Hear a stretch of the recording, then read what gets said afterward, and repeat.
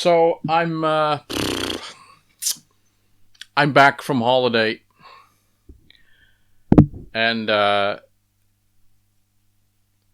it's been a while, obviously, since I made a video. So I thought today, let's make a video.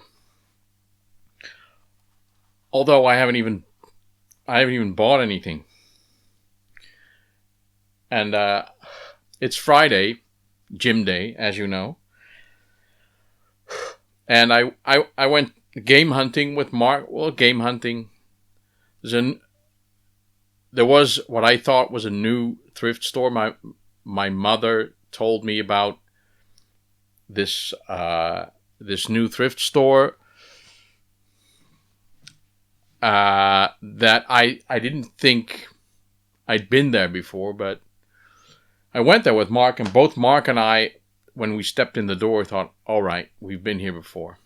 And there was nothing. No games. No, well, there was some game-related stuff, but it wasn't worth the trip. So we took a little detour and went to Netgame and went to the cash converters, but neither Mark nor I could really... We were both like, oh yeah, games, yeah, nice. But nothing. So I've got nothing to show. I didn't buy anything. I went on holiday in France, and France is notoriously weird where it comes to toy stores and game stores. I've never seen any, but this time we were in Le Mans, well known for its racing circuit. Well known for the 24-hour race of Le Mans. The circuit is not called Le Mans; it's called Circuit de Sarthe, and the Sarthe is a river there, and blah blah. We went there. I like racing, so we went to the museum there. We went to the track. There was a motor race. It was fun. But in the town of Le Mans, I found two game stores. One's called Micromania, I believe. And the other, I don't think I saw the name, but I saw some reasonable prices. Pretty good. You can find games in the hypermarkets that they have, but they're really expensive. And I saw Switches for sale and PS4s and stuff. But again, I didn't buy anything in France. One of the reasons is, of course, you get a French cover and you get French stuff. And it's not bad, but I didn't buy anything. I don't feel like buying anything. There's nothing that I have in my internal wish list that says, ooh, I have to get this. I couldn't name anything right now. That's fine. I've got lots of games, so why should I buy anything? But it makes it so that I can't make a video and show you stuff that I bought. So here we go. I'm just going to talk. I'm just going to be like a vlog, maybe. So one of the things that I did want to talk about was you all remember, hopefully, my arcade stick that I haven't worked on for a long time. Essentially, it is ready for use as a USB PC type stick.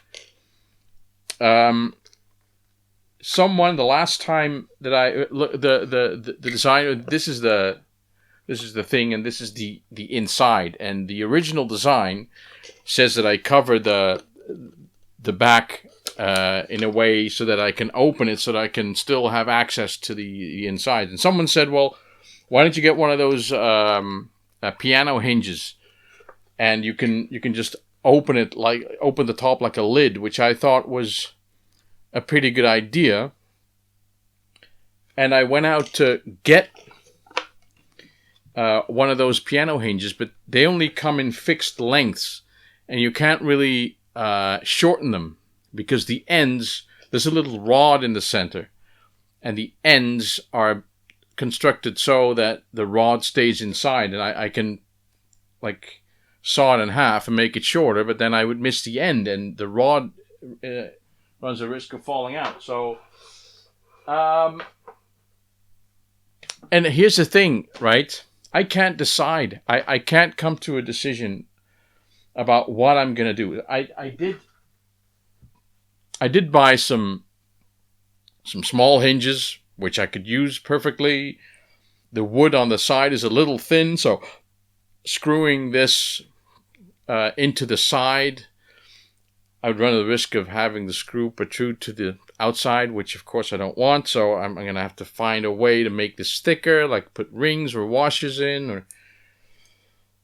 And then I'm thinking, well, when the gaming gets hot, you don't want the lid to open, right? You want your gaming and whoop, because I've had that problem with the stick setup that I had here. I just made a plank with 2 cutouts, and I put 2 joysticks in that. But you're not only going from side to side. I'm lifting the thing off the desk. So as I'm sitting here, I'm thinking these hinges, they may not be such a good idea after all. So I may skip that idea and just screw it shut like I meant to do in the first place. That has some other problems, but I could use glue, maybe. I keep getting these, I could do this and then something, no, it's not, doesn't look nice. The other thing that I wanted to do is make it so that I could use it as a USB stick, but also as a JAMA stick. But I would have to find a way to switch between this and the current connections. And believe me, I've been looking, and I have a design. And someone said, well, the guy who made that design, or who gave me the idea, he was right, but it's a very practical solution. And he thought of it like in an instant. You could do this. And I thought, right, that's a good idea. And then I talked to someone else, and he said, yeah, but that's going to look like shit. And when he said that, I thought, who cares? It's going to look like shit. But I sort of went over it in my mind a couple of times, and I thought, well, I'm going to have to connect all these things, and and all the buttons, and it's going to be quite a sizable board. And I came to the conclusion, it's going to look like shit. So one decision that I have made is that I'm just going to buy 2 different joysticks with the leaf connectors on it, and I'm just going to make it a JAMA stick. That's what I'm going to do.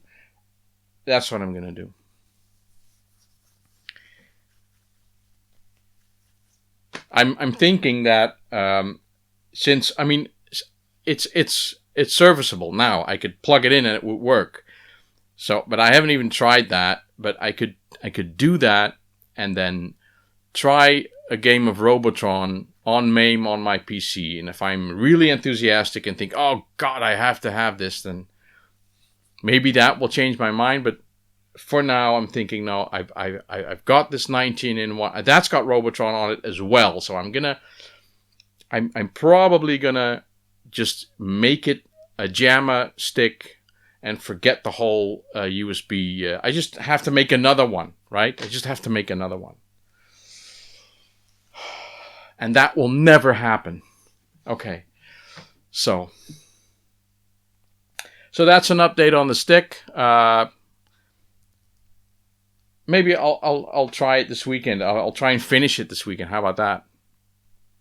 I forget about the screw holes that aren't. Oh God. The screw holes. If the point is to make the lid fit on top, I've got places that I can put screws in, but I want it to be symmetrical, and the way it's set up now, it's not going to be symmetrical. So anyway, see how it's difficult. It's hard. I just can't come to a decision. I will eventually. It'll work. Other thing, yeah. I've been watching a lot of streamers. Mostly PUBG streamers, but Elite Dangerous as well. Elite Dangerous doesn't have that many streamers. It's kind of painful. There's a new December update planned for Delete. That's a slip of the tongue. For Elite in December, and it's supposed to have cruise ships. Like you get like a one big ship. You can, as a single player, you can buy a very, very, very, very, very, very expensive ship that can hold several other ships, and you can do jumps with it. You can't really fly it, but you can move it around the universe. And you can have your mates on board, and they move with you, right? You can make jumps that are larger than you could normally jump in a normal ship. And those ships will have support ships, and nobody really knows what support ships really do, but apparently it's a big update, and it's new goals and new stuff. But I'm watching streamers, and I'm watching a lot of PUBG, PlayerUnknown's Battlegrounds streams. And I've noticed a couple of things that are kind of that I think are unprofessional. Right? I mean, some of these streamers, they spend a lot of time playing these games. Like take Choco Taco is one of the well-known PUBG streamers. He plays like 5 hours in the morning, and then he takes a break, and then he plays another 5 hours in the evening. So he plays 10 hours each day, and then he has a weekend off or something like that. So imagine playing one game as often as that. That puts you in a unique position. It puts you in a position where you are going to notice things about the game, things that happen in the game, and they're going to irritate you. And I get that.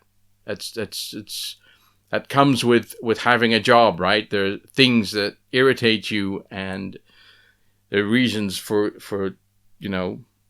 doing it, because you get paid and you have some sort of fun and fulfillment from what you do. But it's a job, right? So the other thing is you become insanely good, and that's the reason why I watch. I'm the consumer here, and I'm enjoying the stream. And this guy is the entertainer, really. I mean, he's providing entertainment, right? So here's the thing that happens, right? Because he's well known, you get the effect of stream sniping. So stream sniping is when I'm playing a game and I'm streaming it, I'm essentially giving away where I am and what I'm doing. So if someone else can have my stream on, and if he manages to be in the same game at the same time and on the same server, he could theoretically, figure out where I am and sneak up on me and kill me, or he could be in the game, have his name, shown when he's killed. That's a stream sniper. He could do that, but it's pretty difficult because you have to and play the game and watch where the other guy is, and there's always a bit of lag between the actual thing happening and when the stream. So you have to pretty much predict the next move of the player that you want to stream snipe, and then try to be in the location where you think that he's gonna be, and it's pretty difficult. It happens a lot. It's a lot of people who just show up in the game and don't have any weapons, and they just stand there and they're shot, and they have their name on the screen. Yay! That you would call a troll more than a stream sniper. But watching these streamers, like these top streamers, like PUBG, you've got a couple of top streamers, and by that I mean streamers who have a lot of followers, and they always have a couple of mates, that they play with, and they stream as well, and they sort of ride on the tails of this guy, and they also have a lot of followers, but not as many as like the top streamer does. But he's got his buddies, right? And they all copy him. They all say the things that he says, and they all. What happens is that, I mean, I watch a lot of these streams. I watch Choco Tacos his streams more than he does. He plays them, he doesn't watch them. I watch them, I consume them a lot. And the amount of times that he identifies an enemy as a stream sniper is annoying. Because there are situations where I think, well, this fella that you've just shot can't possibly be a stream sniper. It's impossible that you show up in a random place and there's a guy there and you say, oh, he's a stream sniper. And that irritates the hell out of me. And I can understand that as a streamer, there are things that irritate you. But imagine this. Imagine you taking a flight and the pilot's during a flight bitching about his chair, or the fact that his employer won't give him new sunglasses. Or imagine a waiter complaining about his job while he's waiting on you, or a hairdresser complaining about the fact that his rent is so high, or whatever. You would think it's unprofessional. If you watched a newsreader on TV and he'd start bitching about his salary not being enough, you'd think that's unprofessional. These stream snipers, this Choco Taco fella, I love watching the guy because he's really, really good at the game. But he should realize, I mean, he's unprofessional. His behavior is unprofessional because he bitches about his job, basically. Which is stupid. He shouldn't do that. But, you know, I understand how these things work. I mean, when I game and I get killed, I have all kinds of things to say about the game and about lag and about desync and frame rates and whatever. But I'm not getting paid for it, you know. I'm not. It's not my job. But if it's your job, you're a professional entertainer. I mean, some people like Dr. Disrespect, he makes a gimmick out of it, right? He bitches about losing, and it's part of his persona. That's pretty smart. But you can all see that the irritation is real, and he's just found a way of giving it a place, right? That's his trick. But as I mean, it's like a comedian making a joke about not knowing his lines or whatever, you know, or the stage being shit or the audience being crap. That's the same thing. You can make like a meta joke, but you can't be a professional entertainer and complain about your job. It's unprofessional. So and that's what I see happen a lot, and they all copy each other. It's terrible. If you look at all these streamers, they're all cookie cutter copies of the same thing. They all have like the headset on, and they have the gaming chair, which is larger than your head for some reason, and they all have the weird big microphone, because you have to look at my expensive microphone, and it's got to have one of these booms on it so you can move it around and all that. And they all do the same thing, and they all say the same thing, because their big buddy has made them famous, and of course you have to say the same thing as your buddy, because otherwise you're not going to be on the stream anymore, are you? So I think that's kind of irritating. Still, you know, it's fun to watch, because I play PUBG and I realize that I'm not as good as I used to be at this kind of game. I just cannot. I'm too slow because I'm too old. That's basically what I think. So I'm really bad at the game. So I enjoy watching someone who's just insanely good. And there's a lot of streamers. And all the streamers, they manage to stay alive and kill people. They kill 10, 12 people each game. Not this guy. This guy is happy when, you know, if I detect the presence of another player and I live afterwards, I'm happy. I can go to a hot drop zone where there's like 10 people landing. The first player that sees me, I'm dead. I can go to a quiet place and just loot around for like 10, 20 minutes. And then the first player that sees me, poof, I'm dead. Always. Standard. So but that's all down to me, right? I'm just too slow. So I enjoy watching these streamers who I want to learn, because I still think that I can get there. The thing is, I just get so excited when I see another player. The adrenaline just rushes to my head and makes me do weird things. So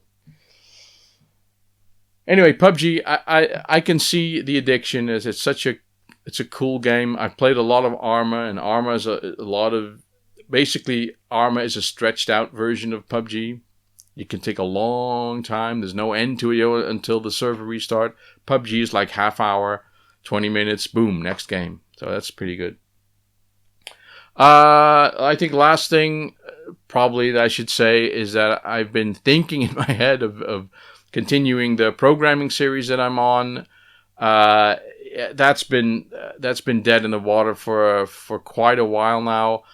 I've looked at the code a number of times. I just gotta get the energy again, and I feel that having had this holiday, that I feel a little better about sitting here and programming again. Although today it was just too nice a day to sit here and punch keys. So I have been thinking about it. One of the next versions is about adding sound and music, so I really want to learn how that works, and show the people who may still be following the series. I am down to number 36 or number 35 of the number of videos. All in all, it's going to be 100 videos, so I'm not even halfway. I should be making 2 videos each week. This is going to take years.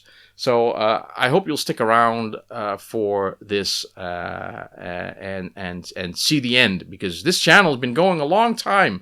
I'm almost at 900 subscribers, 890 something. 7 when I last checked. So I'm actually excited. I'm excited for it because I'll tell you, you take small steps, like the first 10 and the first 50, the first 100, 200, 500. When you get to 1,000, after 1,000, the next cool number is either 5,000 or 10,000. That's so far away that I'll never ever make that. So this is like the last.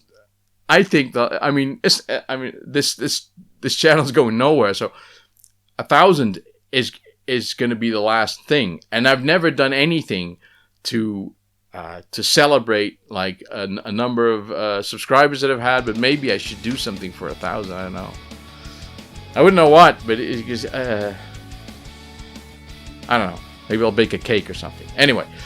Thanks for watching, and I'll see you next time. Bye-bye.